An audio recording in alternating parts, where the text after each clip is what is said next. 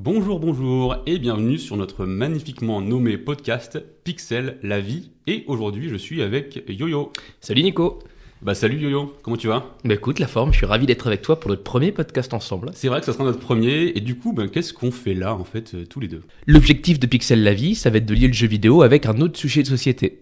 Aujourd'hui, on parle de cuisine, mais demain, on pourrait imaginer qu'on parle de jeux vidéo et d'amour, le jeu vidéo et la famille, le jeu vidéo et les animaux domestiques, la guerre, le féminisme, bref, tout ce qui touche à notre monde actuel. Exactement, donc en fait on n'est pas forcément là pour faire des reviews, des tests de jeux, un focus particulier. Alors, on connaît d'autres podcasts géniaux qui font ça, on vous recommande Fin du Game qui est génial. Mais voilà, l'idée c'est vraiment qu'on va s'intéresser à qu'est-ce que ça donne la cuisine et la nourriture dans les jeux vidéo et inversement. Alors comment on procède ? C'est assez simple en fait, on met une petite pipe, un petit monocle, un petit béret anglais et en fait on va enquêter avec Nicolas. Donc on a un petit tableau de crime, on a des fils partout avec des punaises sur le mur, faut imaginer ça. Et donc on va cibler des jeux, cibler des articles de presse, lire des livres. Bref, on va se renseigner sur tout ce qui se fait et comment on peut mélanger ces deux univers que sont le jeu vidéo et la cuisine. Mais avant de rentrer dans le vif du sujet, comme vous, les auditeurs, vous ne nous connaissez pas, on s'est dit que ce serait pas mal de parler un peu de nous quelques secondes. Aussi parce qu'on est des gens très polis. Donc, tu veux que je commence ? Allez, vas-y. Qu'est-ce que je vais te dire ? Moi, je pense qu'on a le même âge, Nico. T'as un an de plus que moi. C'est ça. Du coup, je dois t'appeler Nico Sensei pour Années le reste du 90, podcast. quoi. Voilà, génération 90. Donc, on a commencé sur NES, sur Game Boy, génération Pokémon en jeu vidéo. Exactement. Attrapez-les tous. Exactement. Et aujourd'hui, on joue sur quoi ?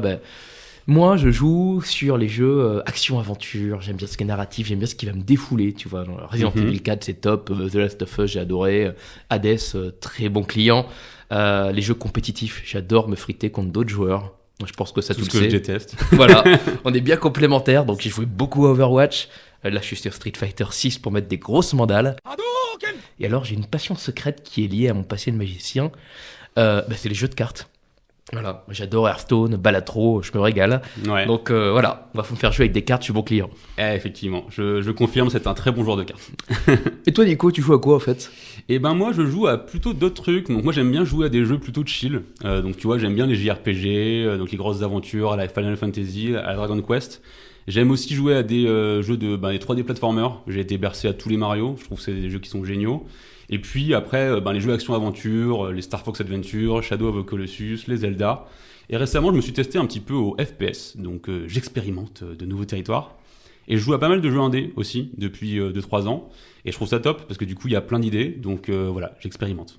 Il y a un truc que Nico vous dit pas parce qu'il est un petit peu discret, mais il se lance dans le développement de jeux.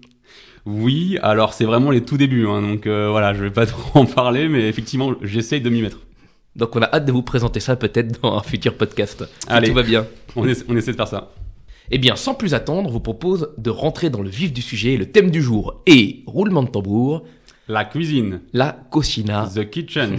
On a fait tout notre vocabulaire international. Je pense qu'on a tout fait. Donc vous l'avez compris, c'est cuisine et jeux vidéo. Exactement. Et comme on est des très bons élèves, on a d'abord voulu apporter les définitions. C'est quoi la cuisine et la nourriture ? Alors va me parler un petit peu de ce que tu as trouvé dans les bases de données d'internet. Alors, je suis allé sur le dark web, sur le petit Robert. Et donc d'abord, on va parler de nourriture. Parce que pour la cuisine, il faut avoir de la nourriture. Et donc c'est quoi de la nourriture ? C'est toute substance qui sert à l'alimentation d'un être vivant. Ok, donc ça c'est Robert. Voilà, ça c'est Robert. Et pour Madame Larousse, du coup, on est allé voir pour le mot cuisine. Et cuisine, c'est l'art de préparer des aliments. Donc en gros, tu prends des choses, tu les mets ensemble, tu les fais cuire et ça fait des plats, plus ou moins. Ok, c'est très clair. Et pourquoi on a pris ce thème-là ? Parce qu'on s'est rendu compte qu'en fait, non seulement manger c'est un besoin primaire, en plus on aime manger, et en fait on se rend compte que c'est un sujet de société qui est hyper intéressant. On parle de food porn, on voit les émissions culinaires, c'est toujours à la mode, ça désemplit pas les Top Chef et autres. Carrément, franchement la cuisine c'est présent partout, donc il y a des émissions dessus, c'est présent dans les jeux vidéo énormément, on va le voir après, c'est des tendances aujourd'hui, sur Insta il y a des comptes de nourriture, voilà, ça fait vraiment de plus en plus partie de nous en fait, et donc c'est pour ça qu'on l'a choisi. Et c'est quoi ton rapport à la cuisine? Toi, en fait, t'es un bon cuisinier, en fait, Nico? Je suis un cuisinier moyen, je dois avouer. Je cuisine un peu par-ci par-là, mais c'est vrai que c'est pas non plus. Je suis pas un gros cuistot, donc voilà. Par contre, j'aime beaucoup manger, donc du coup, je fais des petits plats par-ci par-là, mais j'aime bien aller manger dans des bons petits restos, voilà quoi. Et toi? Alors moi déjà j'ai hâte que tu me fasses les burgers de ce soir parce que je crois que c'est au menu. Et sinon moi, alors j'adore manger, je suis très mauvais en cuisine. Heureusement je suis avec quelqu'un qui a un vrai cordon bleu qui cuisine très bien, donc j'en profite beaucoup. Par contre j'adore autant, et c'est mon gros paradoxe, aller manger dans un étoilé et voilà, mettre un peu de budget là-dedans pour me faire plaisir et aller faire la même chose après au KFC ou au McDo. Le petit plaisir coupable. Deux salles, deux ambiances. En fait, on est des gourmets, mais on n'est pas forcément des cuistots.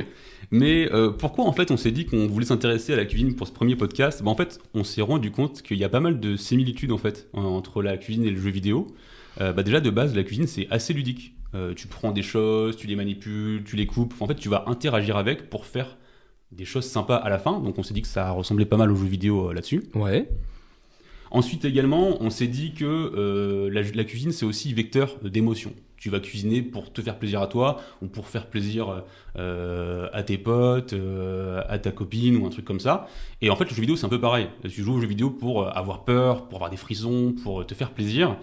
Et puis voilà, donc les deux sont vecteurs d'émotions, donc il y a vraiment des connexions. Et puis en fait, c'est meilleur à plusieurs. En fait, c'est un truc qu'on adore partager. Moi, j'adore jouer en multi et le local me manque énormément.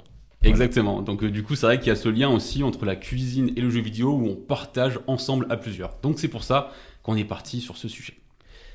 Alors Nico, à quoi ça sert en fait la nourriture dans les jeux? En fait, on s'est intéressé un petit peu aux premières apparitions de la nourriture dans les jeux vidéo. Et le premier auquel on a pensé, c'est un petit jeu indépendant qui s'appelle Pac-Man, à peine connu. Et en fait, c'est assez marrant. Donc là, on est vraiment sur la nourriture comme un objectif de gagner ta partie. Donc Pac-Man, je pense qu'on présente pas. T'es une petite boule qui mange des balles jaunes, des trucs. Des balles de tennis, de airsoft. Exactement. Tu manges des balles de airsoft et plus tu manges des balles de airsoft, écoute, plus t'avances dans les scores et plus tu peux faire le haut score. Donc c'est assez marrant en fait de se dire que voilà, la première idée qu'on a vue dans la cuisine, c'était de manger en fait. Je pense que les développeurs se sont dit bon, ça va être assez naturel de se dire il faut manger pour gagner. Et puis moi je vois que toi t'as joué avec qui est sur Nintendo avec un petit personnage probablement rose qui bouffe un peu tout, non? Exactement. Donc en fait ce qui est assez drôle c'est qu'aujourd'hui encore dans les jeux modernes, en fait on retrouve le même concept. Donc t'as Kirby Dream Buffet qui est sorti en 2022 et en fait le but c'est que tu t'affrontes avec tes potes et que tu manges le maximum de gâteaux. Donc c'est aussi ça le but du jeu. Et un autre petit jeu indépendant que j'ai testé pour le podcast et que j'ai trouvé super, il s'appelle Pizza Possum. Et en fait, c'est quoi Pizza Possum? T'es un opossum, du coup, tout simplement, sur un petit village italien des Cinque Terre, à peu près. Et ton objectif, c'est de manger la meilleure pizza, la plus grosse pizza. Et il va falloir que tu montes tout en haut de la colline. Et donc, du coup, tu vas devoir manger plein de choses pour gagner des scores, pour pouvoir avancer, faire un petit peu d'esquive, de méchant, etc. Et à la fin, tu manges la méga pizza. Donc c'est assez drôle parce que du coup, en fait, de 1980 à 2023, c'est un concept qui marche encore. Ok, donc en fait, la nourriture comme objectif pour gagner la partie, c'est toujours d'actualité. Exactement, et c'est très fun. Deuxième mécanique qu'on a vue, c'est la nourriture comme dans la vraie vie pour survivre. Exactement, en fait, on s'est rendu compte que rapidement, les développeurs se sont dit je vais faire perdre de la vie à mon personnage. Et donc, en fait, le truc assez logique, c'est de manger pour regagner des cœurs, regagner de la vie. Ah, tu vois, je pense typiquement sur les premiers Castlevania auxquels j'ai joué, déjà, on mangeait. Et je crois que c'était du poulet. C'était du poulet et ils étaient cachés dans les murs, comme tous les poulets en fait forcément. Donc, surtout dans des manoirs hantés, c'est typique. Exactement. En parlant de poulet, un jeu qu'on aime bien tous les deux, c'est Street of Rage aussi. Ouais. Donc tu ramasses des poulets pour ramasser de la vie. Et en fait, on a vu que à travers les âges, ça a toujours été utilisé. Donc t'avais un petit exemple sympa, je crois, avec un fils de Dieu. Ouais, alors Hercule, j'adorais ce jeu sur PlayStation 1, je crois que c'est sorti en 97, et je me rappelle on buvait des boissons, on se régénérait avec des Herculades. Incroyable. C'est une sorte de soda, c'est ça, non? Ouais, c'est des sodas d'Hercule. Moi, très marketé, c'était super. Et cette mécanique, en fait, on la retrouve partout, à l'époque, dans les années 2000, et aujourd'hui, donc... voilà, on a vu dans les Sims où tu peux leur faire cuisiner, manger n'importe quoi. Dans Minecraft, t'as aussi cette notion de survie qui est importante. Toi, t'as joué à Don't Starve aussi, je pense. Ouais, exactement. Où là, si tu manges pas, tu meurs très vite. C'est direct. Et puis typiquement même sur des trucs hyper récents, comme je pense à Baldur's Gate 3 là, qui est sorti du coup en août 2023, si je dis pas de bêtises. Le rituel, c'est vraiment de retourner au feu de camp pour te régénérer avec les ingrédients que t'as cueillis, de faire ta tambouille et de reprendre des points de vie pour toi et ton équipe. Entre deux relations sexuelles avec des ours et des mages, c'est ça? Exactement, c'est ça. Ça fait partie des activités fun de Baldur's Gate. Exactement. Et puis en fait, on a aussi vu qu'il y avait une sorte de tendance qui s'était vachement développée ces dernières années. En fait, c'est les jeux de survie. Il y en a énormément. Donc il y a Valheim, il y a Subnautica, Rust. C'est tous des gros succès. Et en fait, nourrir, ça fait partie intégrante de la loupe de gameplay, quoi. Ouais, exactement. Ça plaît beaucoup. Alors je t'avoue que des fois, moi, il y a des choses qui sont un peu pénibles de mon point de vue. Ah ouais. Je crois que tu as un certain Red Dead Redemption 2 dont tu veux nous parler. Oui, exactement. La rédemption c'est quoi, du mort rouge numéro 2. Typiquement, je trouve, toi, encore une fois, je reviens pas sur le fait que c'est un bon jeu. C'est super visuellement, c'est très bien travaillé. Il y a des soucis de gameplay pour moi, mais ça reste un jeu de très bonne qualité. Ouais. Mais je me dis, moi, je joue pour m'amuser. Et là, à force de vouloir faire trop dans le réalisme, aller chasser ton lapin, t'as 10 secondes d'animation pour le dépecer, le mettre dans la marmite. En fait, moi c'est pénible. Je me dis, je joue pour m'amuser, je joue pas pour regarder un mec dépecer des lapins. Mais t'es fainéant, Johan. C'est ça aussi la vie de cow-boy. C'est vraiment une simulation de vie de cow-boy. Alors, vous pourrez, vous qui nous écoutez, dire que j'exagère. C'est probablement vrai. Ça fait partie de ma personnalité et c'est pour ça qu'on m'aime. Non, mais il y a beaucoup d'haters de Red Dead 2. Donc, mais bon, voilà. Et puis après, il y avait un autre paradoxe dont on voulait parler. C'est sur The Last of Us que t'as fait. Bah ouais, moi j'ai fait les deux, j'aime beaucoup, mais t'es vraiment là pour le coup, on dit on va pas mettre la survie côté nourriture, ça va être pénible. Donc du coup, c'est vrai que les personnages ne se nourrissent jamais alors qu'ils sont quand même dans des situations extrêmement complexes. Et donc on va crafter des médocs, on va crafter des armes, mais on va jamais se dire tiens, on va manger un peu.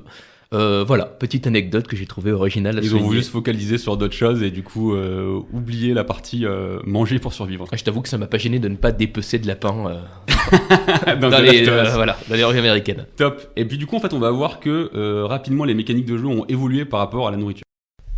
Troisième élément, c'est la nourriture comme buff, comme outil d'amélioration. Exactement. En fait, les développeurs, au fur et à mesure, se sont dit qu'ils pouvaient aller un peu plus loin et d'intégrer vraiment la cuisine au sein du gameplay. Ça va vraiment être essentiel. Donc, comme exemple, j'ai envie de parler d'un petit jeu, Zelda Breath of the Wild. Bon, voilà, c'est un de mes petits jeux chouchous de ces dernières années, comme pour beaucoup de monde. Donc, je ne représente pas l'open world de Zelda, mais ce dont j'ai envie de parler, c'est que, en fait, tu vas devoir explorer des zones où tu vas devoir cuisiner pour y aller. Donc tu vois, par exemple, tu vas devoir aller dans des zones désertiques. Et dans les zones désertiques, il fait trop chaud, donc tu crames. Donc du coup, tu vas devoir cuisiner des plats avec des champignons, etc. Des choses qui vont te faire rafraîchir. D'accord. Ouais. Et après, derrière, tu vas dans des zones où, inversement, ce sera des montagnes glaciales. Donc là, tu vas faire des plats pimentés, tu vois, des plats picantos. Voilà. les fameux. Et voilà. Et donc, c'est assez génial parce que du coup, en fait, tu explores le jeu et en fait, t'es tout le temps à ramasser des éléments par-ci, par-là parce que tu sais que tu vas les utiliser plus tard. En fait, il n'y a pas d'élément qui ne sert à rien dans ce jeu-là. T'as tout le temps envie de ramasser à côté d'un arbre une fleur ou un épi de blé parce que tu sais que tu pourras faire plus tard des choses qui vont te servir à progresser dans le jeu. Ok, donc toi de toute façon, encore une fois, Nico, c'est le fan de Nintendo, hein, donc il a poncé Zelda comme un dingue. D'ailleurs, vous le voyez pas, mais il a un petit maillot vert, un petit bonnet Absolument vert, pas. et une épée dans le dos. Et puis, quatrième thématique, c'est la nourriture comme arme pour infliger des dégâts. Alors, tu vois, moi, quand on a parlé de cette thématique, tout de suite, moi, je me suis imaginé dans mon kart à jeter des bananes sur l'autoroute pour faire tomber mes adversaires dans Mario Kart. C'est tellement plaisant quand tu lances ta banane et qu'il y a quelqu'un qui se le prend, tu lui fais yes. Et ton personnage, d'ailleurs, le fait, de mémoire. Il est hyper content. Je me rappelle sur Double Dash, tu vois, je prenais tout le temps, je crois que c'était Diddy Kong qui pouvait lancer des énormes bananes. Et à chaque fois, quand tu touches l'ennemi, wouhou. Donc voilà. Bon, après toi, t'as un côté homme chauve aussi que t'aimes bien. Ouais, j'aime beaucoup les jeux Hitman. Alors je les ai pas forcément tous faits de fond en comble, mais voilà, il y a vraiment ce côté dans Hitman où tu vas utiliser l'arme, tu vas utiliser la nourriture comme arme en fait. Donc le but d'Hitman, c'est d'aller éliminer des cibles. Donc tu vas devoir te déguiser en barman pour aller faire un cocktail et tu vas faire un Mai Tai empoisonné. Après tu vas te retrouver à Hong Kong et tu vas devoir du coup devenir un chef cuistot et forcément empoisonner ton client en fait. Ouais. Voilà. Donc du coup c'est assez marrant parce que du coup voilà, il y a vraiment ce côté où en fait l'arme, la cuisine devient une arme. Et alors un jeu que j'ai découvert grâce à mon petit frère, j'ai de la chance d'avoir encore un frère qui a 13 ans de moins que moi, donc ça ouvre tout un panel de possibilités vidéoludiques. Et lui, il a joué à Cuisine Royale. Et alors je me suis dit, mais qu'est-ce que c'est que cette merde concrètement quand j'ai regardé? Et en fait, qu'est-ce que c'est? C'est parti d'une blague, c'est pour ça que ça a fait cet effet-là, et puis ça a bien pris, donc c'est devenu un jeu à part entière. Okay. Et en fait, Cuisine Royale, c'est un Battle Royale. Comme en FPS, où tu collectes des armes, etc. Mais surtout, pour te défendre en équipement, tu vas récupérer des ustensiles de cuisine. Donc tu vas te balader avec une passoire sur la tête, tu vas prendre un wok pour faire une armure, etc. Donc, bonne grosse blague. Est-ce que tu peux acheter des skins de passoires ou des choses comme ça? Je sais pas encore. Il y a peut-être des choses avec le pastafarisme et autres à faire avec le dieu spaghetti. Ça peut être excellent, ouais. Et puis en fait, on est tombé sur une pépite. Je crois que c'est pas encore sorti, qui s'appelle Romaine. Et donc on s'est dit qu'on allait peut-être juste vous lire la description du jeu. Ouais, Romaine, R-A-W-M-E-N, le jeu de mots malin entre ramen et des mecs qui se battent en row. Donc d'un Romaine, frapper les autres joueurs avec des macros, exploser leur la tronche avec des boulettes, installer une oie cracheuse de soupe, invoquer une mitrailleuse lance-saucisse. Dans Romaine, d'innombrables armes sont au menu et vous feront saliver. Oh yeah. Bah écoute, ça a l'air bien timbré. En tout cas, c'est pas très écolo, mais j'avoue que ça donne envie d'aller essayer. Donc voilà, la nourriture s'invite dans les Battle Royale. Alors on a vu la nourriture comme mécanique de jeu ou comme arme, et en fait il y a un autre thème qu'on n'a pas exploré, c'est l'univers culinaire. Exactement, en fait, tout simplement, il y a beaucoup de jeux qui ont exploré la cuisine comme thème de jeu. Donc en fait, on va retrouver énormément de jeux où il y a des niveaux qui vont être basés autour de la nourriture.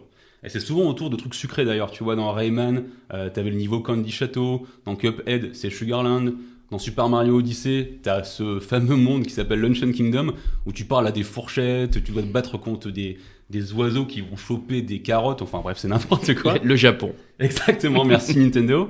Et puis après, du coup, t'as le fameux Candy Crush. Le fameux jeu mobile de King dans lequel on fait des combinaisons et puis qui 10 ans après sa sortie initiale compte encore 200 millions de joueurs actifs, 20 milliards de dollars de revenus. C'est incroyable. Toi tu as joué un petit peu je crois. Moi j'aime bien des jeux de match 3 où tu mets des trucs, tu les alignes et ça fait des explosions, ça me plaît, voilà, ça me captive. Tasty. Donc j'ai fait partie des gens qui ont peut-être même dû dépenser de l'argent à l'époque. Ah ouais carrément. Ouais, tu sais quand tu veux vraiment passer un niveau et qu'il te manque 2-3 petits bonbons, c'est dommage. C'est là que tu vois que ça marche en fait. Tu vois, c'est ce qu'on se disait en fait, le fait d'utiliser des bonbons dans ton jeu vidéo, peut-être qu'en fait ça te donne juste plus envie d'y revenir parce que t'as envie d'avancer quoi. Alors c'est peut-être aussi parce qu'ils savent que je suis addict aux bonbons dans la vie.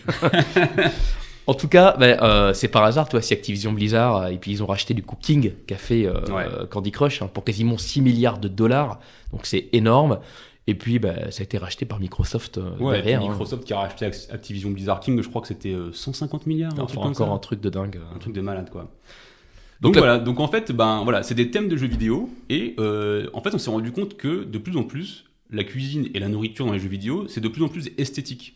On donne vraiment il y a vraiment un accent qui est mis sur les rendre beaux et en fait t'as envie de les manger ces plats. Plus c'est beau, plus c'est bon. Plus c'est beau, plus c'est bon. Donc voilà, on a quelques exemples. Donc il y a Genshin Impact par exemple. Bon, c'est un jeu mobile open world, c'est un peu un Zelda-like aussi. C'est un jeu énorme, il y a plus de 140 millions de téléchargements et en fait il y a vraiment aussi cette mécanique d'aller chercher des ingrédients, cuisiner et les plats sont tous super kawaii, t'as tout le temps envie de les manger quoi. Ouais, et puis ça fait typiquement partie des jeux sur lesquels en fait t'as des blogs ou t'as des forums sur lesquels les gens vont se partager des idées de recettes, les tips pour trouver les ingrédients. Ouais, etc. Carrément. Tu vois sur Zelda par exemple, t'as carrément un site où en fait tu rentres les ingrédients que t'as dans ta poche et du coup il va te dire tu vas pouvoir faire tel plat, ça va te faire tel bœuf et tout. En fait moi j'utilise Bring pour faire mes courses, mais c'est un peu le Bring du jeu vidéo. C'est exactement ça quoi. Et après derrière t'as même des jeux qui ont poussé le truc un peu plus loin. Tu vois t'as Monster Hunter World, Monster Hunter Rise, les derniers qui sont sortis. Ils vont vraiment mettre en avant ce côté ritualisé. En fait, ils vont ritualiser la cuisine et le fait de manger. Donc tu vas avoir ces petits chats qui vont faire tourner le cochon à la broche. Après, ils vont le couper en petits morceaux, ils vont te le servir. Et tu vas avoir tous les hunters qui mangent. Et tu as vraiment cette récompense d'être allé chasser et d'avoir mangé après. Et c'est vrai que tu vois, on s'était dit, tiens, mais si jamais on se faisait un classement de top 3 des plats qu'on avait trouvé les plus beaux dans les jeux, et typiquement, j'avais mis Monster Hunter sur à peu près tout, parce que je trouve que à peu près tout est bon. Je vois vraiment la paire de brochettes là, à la cantine, c'est vraiment un truc qui me frappe. Ça marche. Écoute, du coup fais-nous ton petit top 3. Donc tu nous as dit les plats de Monster Hunter.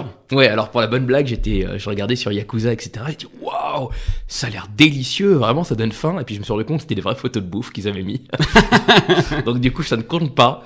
Ça aurait pu être des photos de plats dégueulasses. Hein. Oui, mais ils ont eu le bon goût de faire des trucs appétissants. En revanche, vraiment un jeu où je trouve que là, c'est le top of the pop du... je sais pas si ça se dit encore en 2023, 24, cette expression. Mais en tout cas, c'est Final Fantasy XV où je trouve que tous les plats, ils ont une qualité incroyable. Visuellement, c'est génial. Et j'avais hésité. Et tu vois, il y a un plat qui s'appelle le gâteau du souvenir. Ouais. C'est mis dans une petite bento box sur laquelle t'as vraiment le petit côté sucré avec t'as l'assiette qui est dressée, sur ton petit gâteau, t'as du sucre glace, t'as des groseilles en topping à côté. Bref, tu t'y crois, quoi. Bah, ça donne faim tout ça. Mais grave. Alors, ils ont aussi les lasagnas al forno. Ah, Donc, si, ils grave. s'inspirent un peu partout. Puis je crois qu'ils font du griffon pané aussi. Je sais pas si t'as déjà goûté. Non, ça me parle pas, non. Et dans DBZ de cacarottes, j'avais vu aussi. Alors, ils mangeaient pas des cacarottes, mais ils faisaient des ramen. Voilà. Peut-être qu'on coupera la blague en prod. Mais en tout cas, ouais, ils ont vraiment des visuels de ramen assez sympas. Alors, Ok. je sais pas si ça nourrit un Goku, mais Bah, il a un gros appétit, donc c'est compliqué, quoi. bon, et toi alors, en tant que mangeur? Eh bien, écoute, moi, du coup, si je repars un petit peu sur mon Zelda, j'étais super fier quand j'ai fait mon gâteau aux carottes. Franchement, c'était vraiment le plus beau jour de ma vie. Après, j'aimais bien aussi, t'avais des pommes au miel, des chutneys de fruits, donc c'était sympa. Récemment, j'ai testé Pokémon épée, que j'ai trouvé un peu moyen, mais par contre, les plats sont super stylés. En fait, tu fais quasiment que du curry dans ce jeu-là, t'as pas trop le choix. Pratique. Mais par contre, t'as un curry, ils ont décoré des petits évolis, des Pikachu, il est vraiment stylé. Et puis, un jeu qu'on a fait ensemble et dont on va parler après, c'est Venba. C'est un jeu de cuisine narratif. Et dedans, du coup, ils font de la cuisine indienne. Et voilà, moi, le biryani de légumes, il m'a vraiment donné envie de le manger. Et si tu me permets, je vais juste faire une petite mention pour un truc un peu chelou. Mais dans Pikmin 3, les fruits. En fait, tu captures des fruits et ils sont incroyables. T'as l'impression que tu peux les tourner, tu peux les regarder, t'as envie de croquer la pêche. Bon, en tout cas, Venba, je me rappelle qu'on avait salivé et quand on regardait le jeu, on se disait, mais ça donne faim. Donc, Bah, c'est ça, mission quoi. réussie. En fait, on a fini le jeu, on a voulu aller manger, quoi. Et on est allé manger, mais on en parlera après. En tout cas, ça nous fait une excellente transition pour la deuxième partie du podcast où cette fois-ci, on va parler, vous vous en doutez, des jeux de cuisine. Alors, maintenant, on va parler des jeux de cuisine, c'est-à-dire des jeux dont le focus principal, c'est de cuisiner des aliments. Et donc, du coup, pour mieux vous en parler, on s'est prêté à l'exercice, on a testé différents jeux ensemble avec Yo. Et alors, Nico, avant qu'on rentre dans les jeux qu'on a testés pour présenter ça à nos auditeurs, moi, je t'ai préparé une petite surprise. J'aime pas trop les surprises. Je sais, c'est pour ça que je l'ai fait. En fait, c'est un petit jeu. Ok. C'est très court, tu verras. En fait, moi, je me suis rendu compte qu'on avait quasiment tous les styles de jeux qui étaient représentés. Tu vois, on a parlé des Battle Royale totalement avec Cuisine Royale, etc. Ouais, ouais. Et donc, moi, je te propose un jeu, je te donne un thème de jeu, Ok. et je veux que tu me sortes Ok. un jeu qui est sur la cuisine, dans ce thème-là. Ouais, j'ai révisé toute la nuit, donc je suis au taquet, go. Ok, bien sûr, vous pouvez jouer, hein, si vous nous écoutez, normalement, vous devriez vous en sortir. On va commencer simple, pour nous en tout cas, un jeu narratif. Venba, le jeu indé qu'on a fait ensemble. Exactement. Ok. Un party game. Gang Beasts. Non, ça c'est pas de bouffe. Overcooked. Overcooked, qu'on a fait aussi ensemble. Yes. Un jeu de simulation de cuisine. My Restaurant Manager. Ça existe, ça? J'en sais rien. Oui, sûrement. Oui, si, ça existe. Peut-être, je sais pas. En tout cas, il y a Michelin, Chief Life, qui Ok, fait ça ok. très bien. Un non-jeu, quelque chose qui n'est pas un jeu, mais qui joue. Ah oui, ça c'est des trucs là sur DS. C'est Cyril Lignac m'apprend à cuisiner. Exactement. Des jeux absurdes. Des ovnis, des trucs hyper bizarres dans le thème de la cuisine. ovnis, d'accord. Je peux t'aider. Il y a de la gestion. On peut dire qu'il y a une Cookie Factory. Cookie Clicker. Et c'est Cookie Ah oui, Clicker. c'est le truc qu'on avait vu, ouais, ok. Et le bonus pour toi, un jeu éducatif. Je sais Adibou. que tu l'as. Bravo. Let's go. Yeah, beau gosse.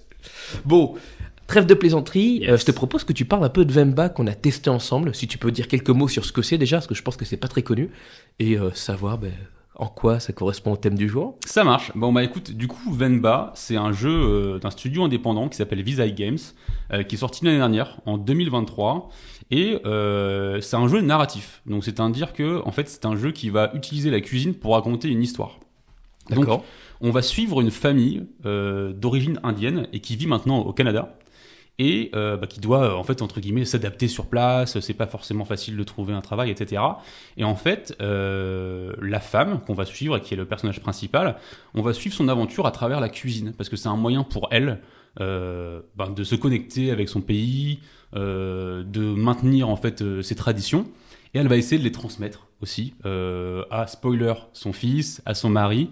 Je sais pas toi ce que tu peux nous dire là-dessus. Ah oui, c'est vrai qu'on l'a fait ensemble. Moi, j'ai trouvé que c'était très joli comme jeu. C'est un jeu qui est très court, hein. Ça dure quoi, 2 heures max. 2-3 heures, ouais, je crois. Ouais. Voilà, et en fait, c'est vraiment au service, la nourriture, elle est au service de la transmission d'une histoire et de la découverte d'une culture. Vraiment, on ressort de là. Et la petite blague, c'est qu'on est ressorti avec Nico. On parlait tout à l'heure des jeux qui nous ont fait saliver, ça en fait partie. Et on s'est dit, bah là, c'est la cuisine tamoule ou tamil, je crois qu'on dit les deux. Ouais. Et le soir, on s'est dit, bah tiens, pour comparer, on va aller faire un resto tamoul/tamil. Exactement, on a enchaîné. Donc ouais, c'est ça qui est assez intéressant. Donc en fait, en termes de gameplay, voilà, c'est des sortes de petits jeux en fait, dans lesquels vous allez devoir allumer telle machine, mettre l'huile, etc. C'est un peu un puzzle game en fait dans les interactions.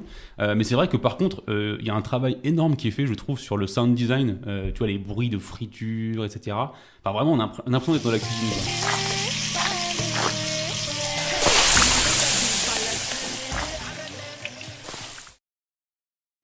Bah, c'est ça, et on sent les odeurs en regardant le jeu, et je trouve que c'était vraiment le plaisir qui nous animait tout au long de ce test, en fait, tous les deux. Et ouais, j'ai trouvé que le vecteur de cuisine était intéressant pour raconter son histoire, donc on vous recommande Venba. Voilà, 79 sur Metacritic pour info.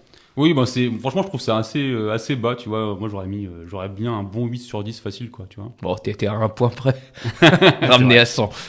Un autre jeu qu'on a testé, et en vrai, moi, ça m'a fait kiffer parce que c'est un truc auquel j'ai jamais joué. Et évidemment, ça fait des décennies que ça existe, je crois. C'est Cooking Mama. Great! Mama's happy for you! Yes. Et Cooking Mama, du coup, en fait, c'est un jeu qui a d'abord été créé sur DS. C'était fin des années 2000. Et en fait, c'est une époque où Nintendo a vraiment essayé d'aller au-delà de son audience de jeux vidéo, avec la Wii pour faire jouer tes grands-parents au bowling, etc. Ouais.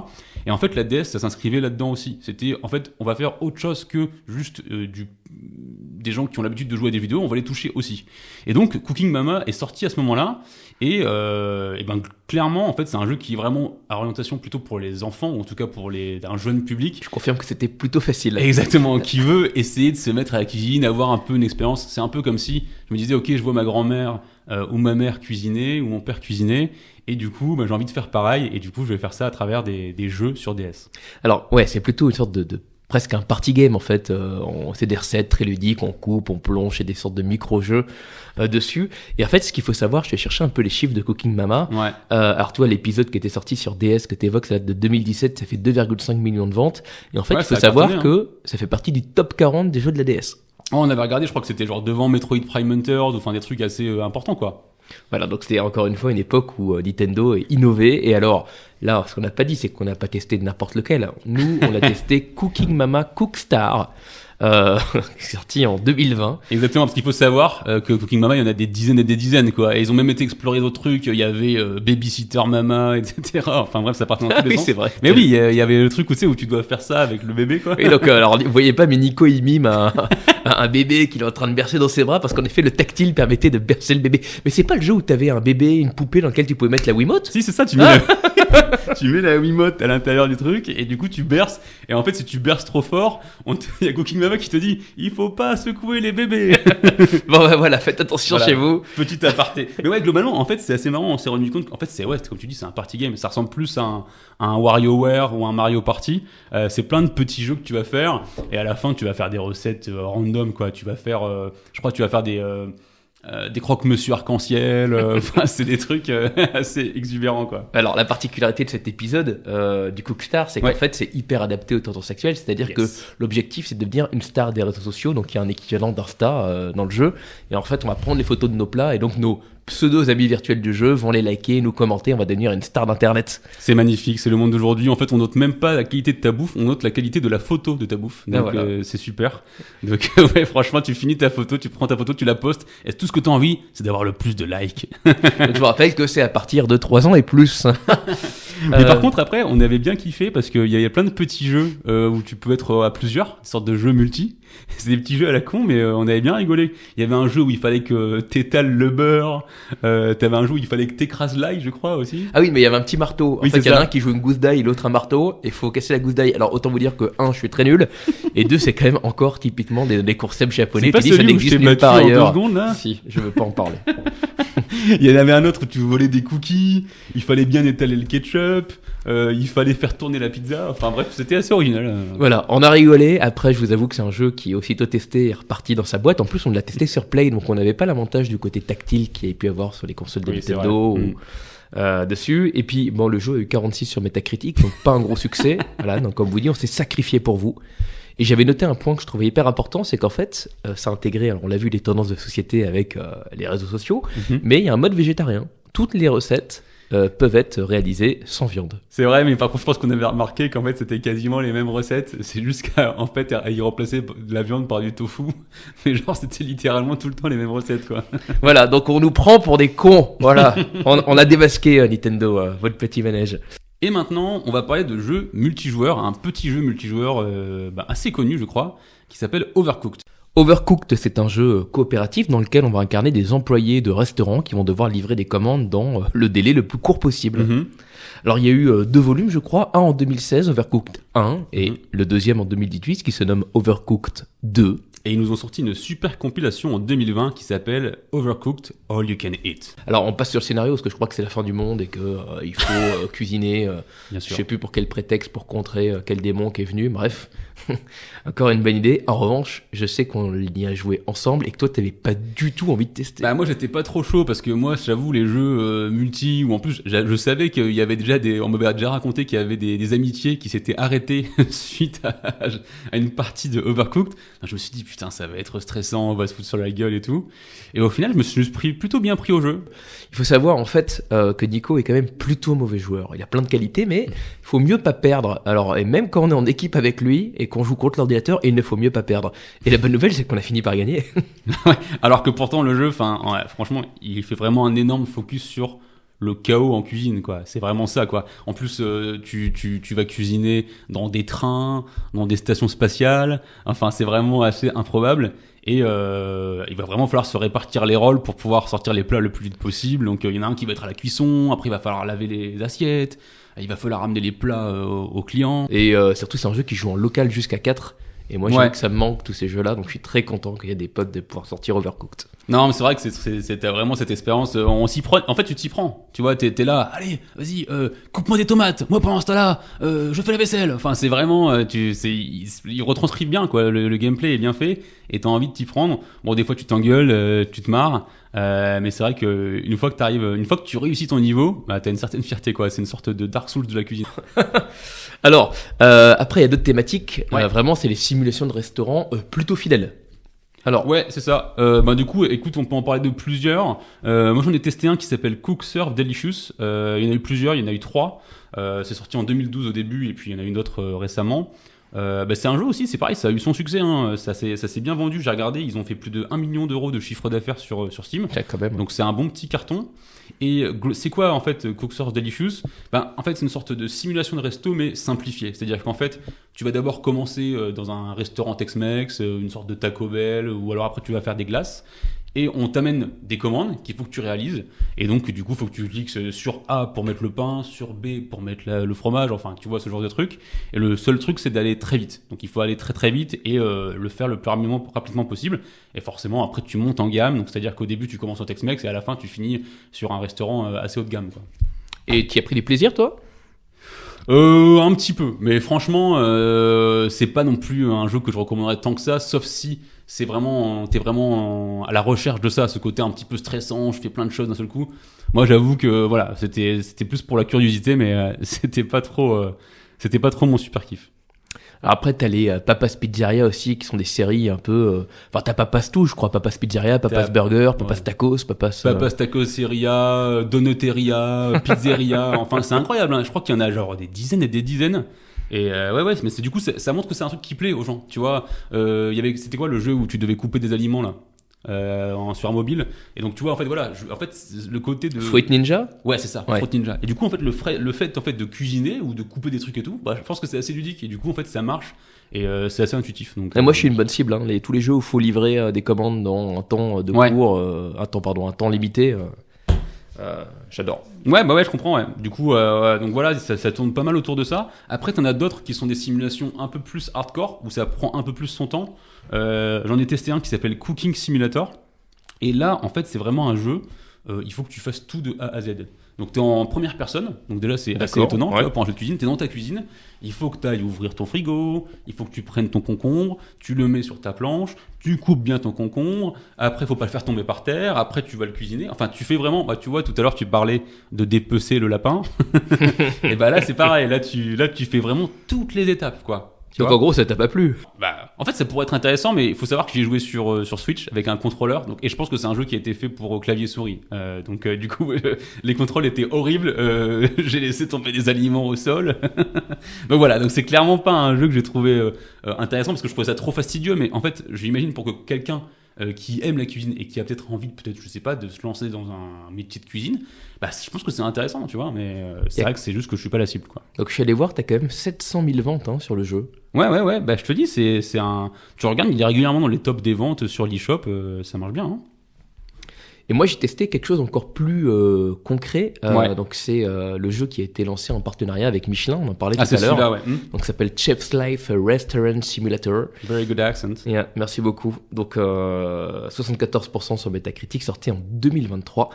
Et concrètement, c'est quoi ? C'est vraiment, je pense que ça ressemble à Cooking Simulator peut-être, mais c'est une vue à la troisième personne, Ok. où en fait on débute en tant que chef dans un nouveau restaurant, et l'objectif ça va être d'avoir une étoile au guide Michelin. Et donc on va gravir les échelons du restaurant, ou plutôt on va embaucher des gens, on va embaucher des commis, on va embaucher des serveurs. Au début on fait un peu tout, mais T'as l'aspect management en plus aussi. Ouais, Ouais. exactement. Alors qui est pas très poussé, très clairement, mais c'est l'idée générale. Ok. Et surtout, en fait, on va vraiment travailler sur des recettes de la gastronomie française. Donc, il y a vraiment quelque chose de pointu sur le dressage, sur les sauces, sur les temps de cuisson. Tout prend beaucoup de temps comme dans un vrai restaurant. Donc, faut gérer tes aliments, faut faire le plein d'épices, faut gérer dans les frigos ce qu'il y a, ce qui est frais, ce qui est pas vrai. Donc, voilà, ça devient complexe. Donc, Ouais. peut-être que ce n'est pas pour les gens qui font déjà ça dans la vraie vie. Mais t'as l'impression que c'est le truc où à la fin, quand tu finis le jeu, t'as le droit d'avoir un ticket pour participer à Top Chef, quoi. En fait, moi, j'ai eu l'impression de travailler en jouant. Donc, j'ai appris beaucoup de choses. J'ai compris comment lever une sole, par exemple, en poisson. Très bien. Mais non, après, c'est pas mon délire. Mais c'est plutôt bien fait. Je trouve que c'est intéressant que le groupe Michelin, en tout cas un grand nom de la gastronomie Ouais. comme ça, s'associe au monde du jeu vidéo. C'est plutôt prometteur. Oui, puis en plus, je pense que c'est plutôt reçu. Hein. On avait vu, il y avait plus de 80% de positifs sur Steam, je crois. Donc voilà, c'est quelque chose qui marche bien et qui a l'air bien fait. Et je pense que ça a sa cible en fait. Hein. C'est juste un jeu de niche, un peu comme il y a des farming simulators. T'as des jeux de simulation de restaurant, quoi. Donc, Voilà, c'est tout nouveau en tout cas. Vous pouvez tester et nous dire ce que vous en pensez. Et il y a un dernier univers, moi, qui me plaît parce que c'est mon côté un peu what the fuck. C'est ce qu'on a appelé les jeux OVNI. Bon, on les a appelés comme ça parce qu'on savait pas dans quoi les mettre en fait. Hein. C'était vraiment de toutes sortes. Donc tu m'avais parlé d'un jeu et on a regardé ensemble. C'est Cookie Clicker, c'est ça ? Ouais. Alors Cookie Clicker, c'est simple. En fait, c'est sur téléphone mobile et sur PC. Ouais. Et en fait, on a un énorme cookie sur lequel il faut cliquer le plus souvent possible pour générer des sous de mémoire. Et en fait, Non, c'est des cookies. Ah, c'est avec plus tu cliques, la monnaie, c'est plus des tu fais cookies. Ouais. Ok. Autant pour moi. C'est que des cookies. Et donc en fait, les cookies, on va les réinvestir pour embaucher une grand-mère qui va faire des cookies, agrandir C'est ça. l'usine. Et donc c'est un jeu où on va investir dans des doigts qui vont cliquer sur le cookie à ta place ou avec toi, ce qui fait que quand le jeu est en off, les doigts continuent de cliquer, donc ça génère quand même des revenus en cookies, quoi. C'est une sorte de jeu de gestion mais passif où en fait tu fais tourner la machine pour que ça fasse des cookies et ça continue comme ça. Après, comme tu dis, t'achètes des grand-mères, tu fais des usines, etc. Mais je crois qu'en fait après ça va au-delà de ça. Je crois que j'étais allé voir à partir du moment où tu as des trillions de cookies, en fait en gros t'influes sur la société, c'est-à-dire que en gros la société vénère les cookies, etc. Enfin c'est un truc de fou, quoi. Donc Alors, ce qu'il faut savoir, c'est que je suis allé voir les chiffres. Alors déjà, ça a des très bonnes notes, c'est à 97% sur Steam, ce qui est incroyable parce que c'est quand même un jeu totalement décalé.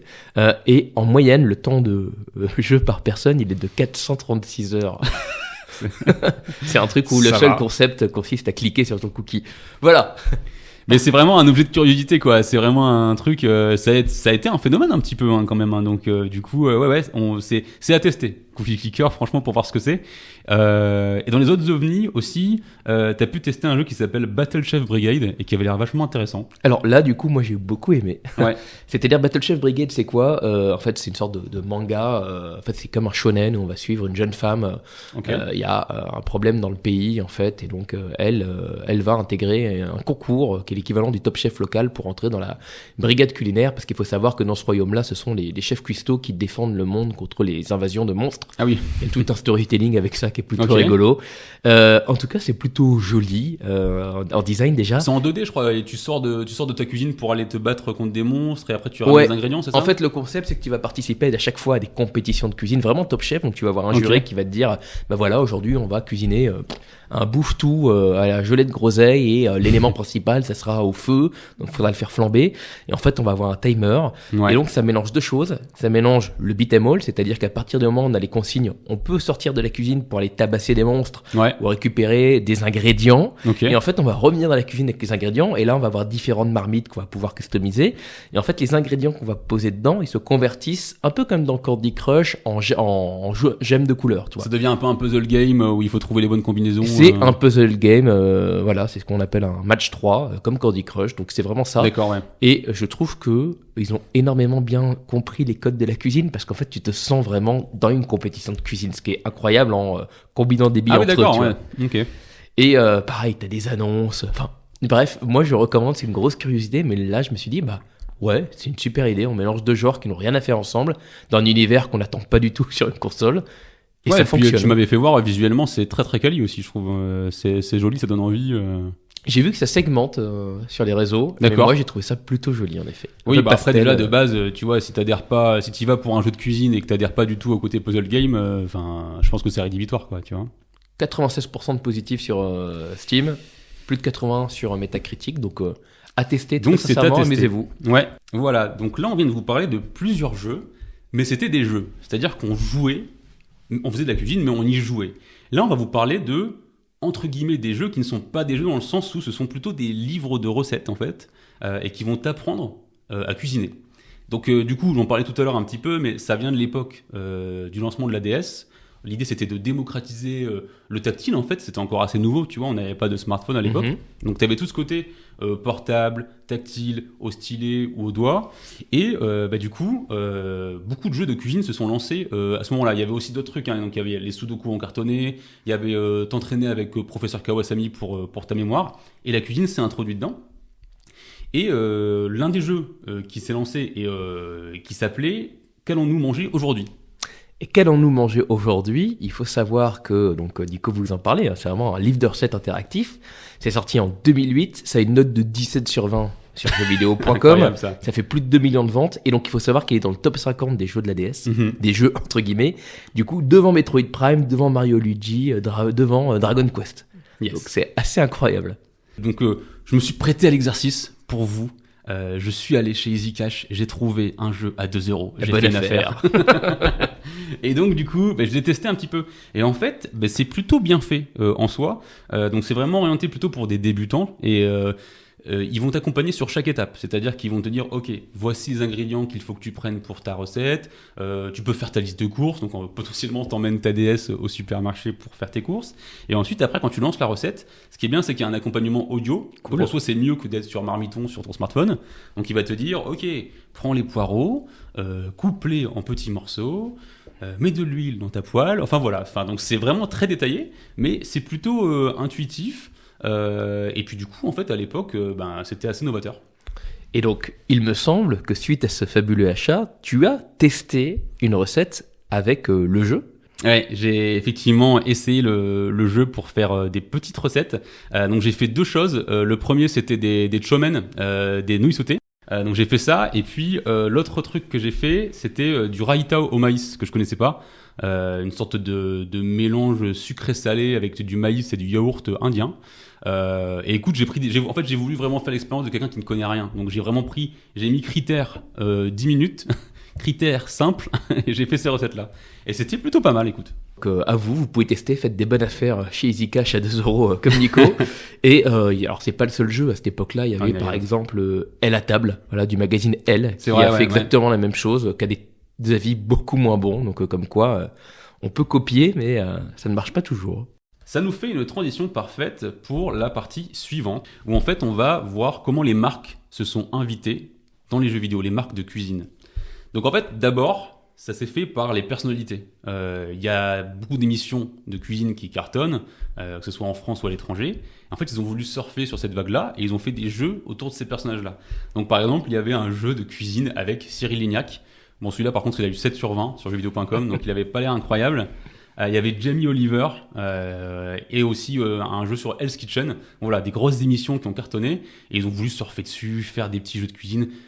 Je pense qu'ils ont été faits un petit peu à la va-vite, tu vois. Mais l'objectif, c'était vraiment voilà, de capitaliser dessus. Donc on a cette catégorie-là, et après il y a un autre univers qui est aussi ce qu'on appelle l'in-game advertising. L'in-game advertising, c'est quoi ? C'est tout simplement du placement de produits dans les jeux vidéo. Et il y a un jeu récent qui pour moi illustre tout ça à la perfection, qui est Final Fantasy XV, et notamment avec la marque Nissin, qui est juste incroyable. Il faut savoir que Nissin, donc c'est une marque de nouilles instantanées au Japon, Ouais. et donc c'est un des sponsors principaux du jeu, a priori. Carrément.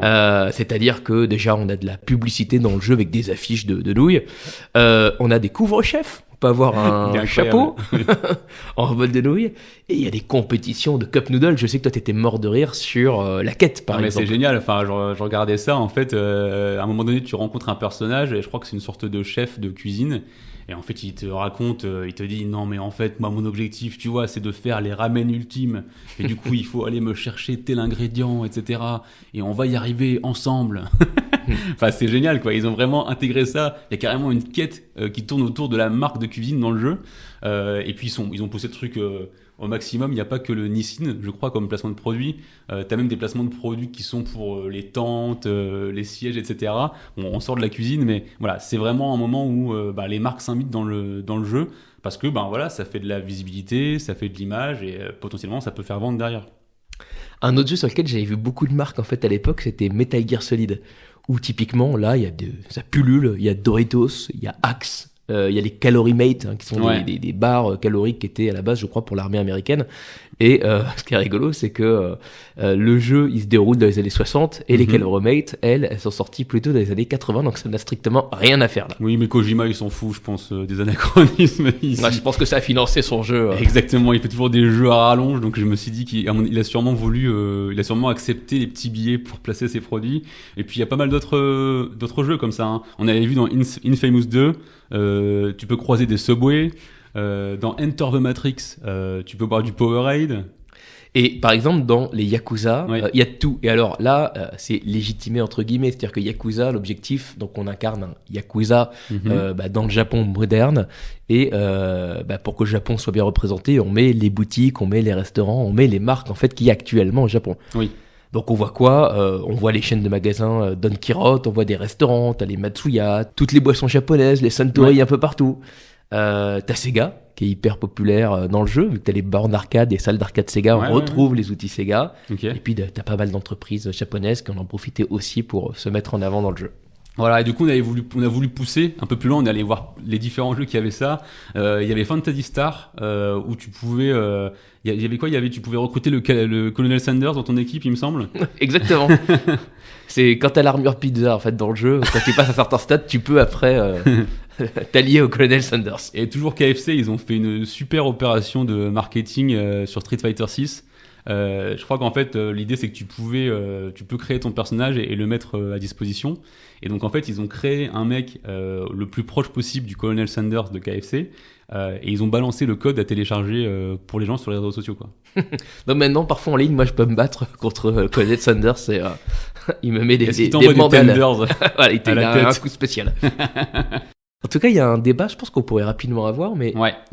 de manière générale, aujourd'hui, ce que disent les stats, là, on a une étude d'Integral Ad Science qui, a priori, qui est la plus récente qu'on ait trouvée sur le sujet, D'accord. qui date de mai 2023, et qui disent que 61% des gamers se disent réceptifs aux publicités qui ne perturbent pas le jeu.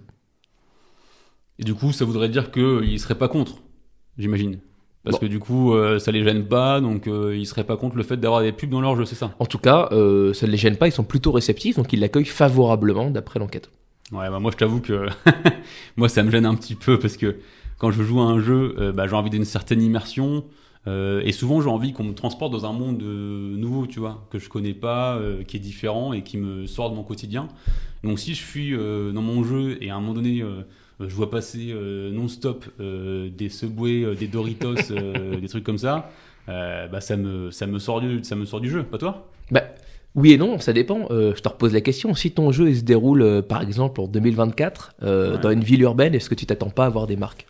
Non, mais éventuellement, comme tu disais tout à l'heure, les Yakuza, ça peut avoir son sens. Mais après, derrière, que ce soit pas fait à outrance non plus, quoi. Parce que du coup, je pense pas que les gens qui ont acheté FF15, ils l'ont acheté pour faire une mission sur Nissin et aller faire les meilleurs ramen du monde, tu vois.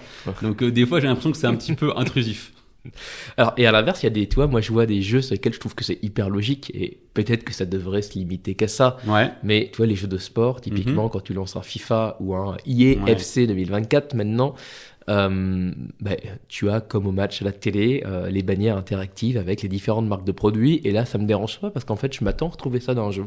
Bah, Ça c'est me vrai que c'est ferait un peu presque la bizarre. poule aux œufs d'or parce qu'en fait, quand tu regardes un match à la télé, il y a déjà plein de pubs. Donc en fait, si tu veux représenter la même expérience quand tu joues à FIFA, et ben du coup, il faut remettre des publicités aussi. Donc je pense que là, ils se font bien plaisir parce qu'en plus, il y a les placements de produits. En plus, ça rajoute du réalisme au jeu. Donc effectivement, là, ça peut avoir son sens. Ouais. Et j'ai entendu dire que dans le prochain Assassin's Creed, il y aurait Leroy Merlin en sponsor principal. Non, je déconne. C'est bizarre, je sais pas trop cru. Non, ça aurait pu être sur comment il s'appelle le jeu de Skull and Bones où ils te vendent des planches pour réparer ton bateau. Et tu peux directement commander après dans le jeu de faire livrer à la maison. Franchement, Ubisoft est capable. Il y a un concept. Et alors, on a vu comme les marques de cuisine s'invitaient dans les jeux vidéo pour faire de la publicité. Tu veux dire le in-game advertising? Oui, mais je sais pas le dire. Et en fait, ils sont même allés plus loin des fois.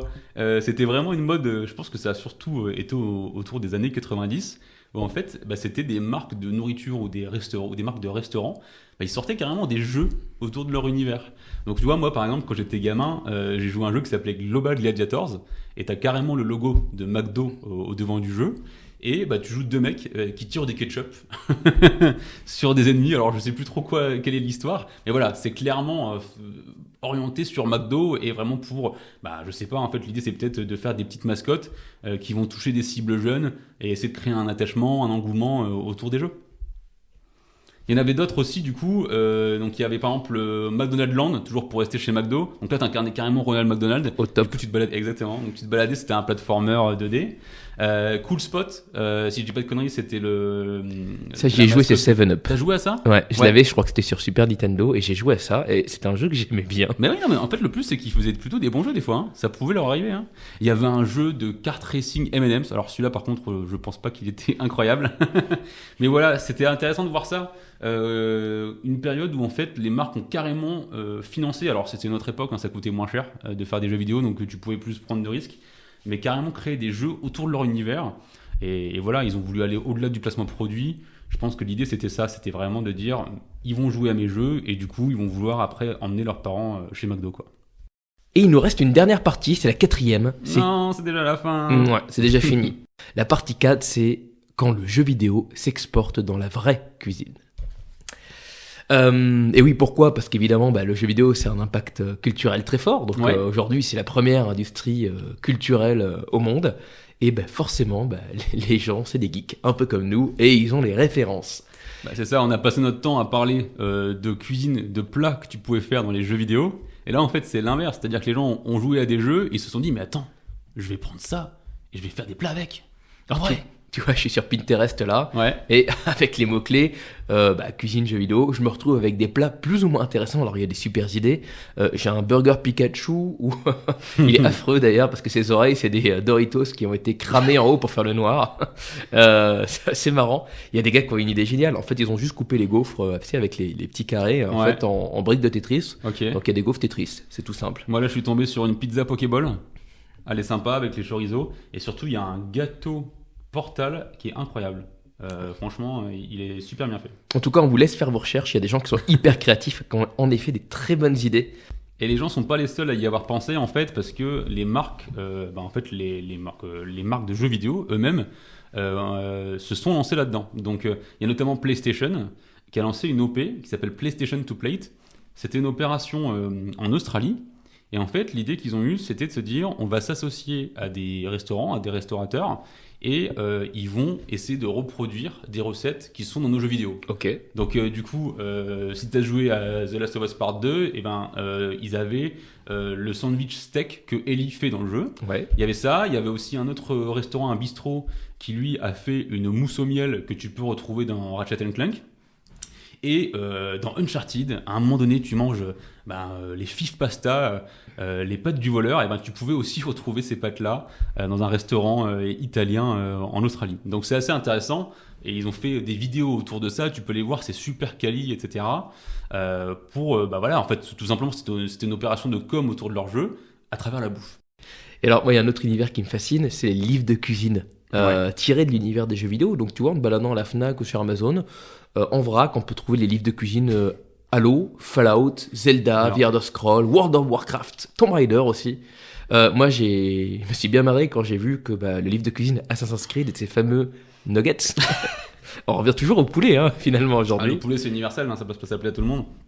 Voilà, donc en fait, le gros paradoxe et surtout la grosse blague, c'est que alors évidemment, il y a des jeux qu'on a évoqués dans lesquels on cuisine, il y a des plats emblématiques, mais dans Halo, je n'ai pas souvenir que quiconque mange quoi que ce soit. Moi, j'ai fait les 3 Halo 1, 2 et 3 ces 12 derniers mois, on ne voit pas de nourriture, on ne voit pas de cuisine. T'as du mal à regarder, parce que je crois qu'il y a un livre de cuisine qui doit faire plus de 100 ou 150 pages, qu'avec des recettes d'Halo. Ça m'intrigue de voir ce qu'il y a à l'intérieur, quoi. Et quand c'est pareil, je vois un livre de recettes sur Fallout, c'est quand même un monde nucléaire.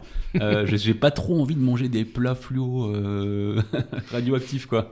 Donc en fait ça a du sens, je pense, sur des jeux, tu vois, comme dans je vois qu'il y a Skyrim, tu vois, les Elder Scrolls, il y avait des recettes, etc. Ou The Witcher, je crois que t'as aussi de la nourriture là-dedans.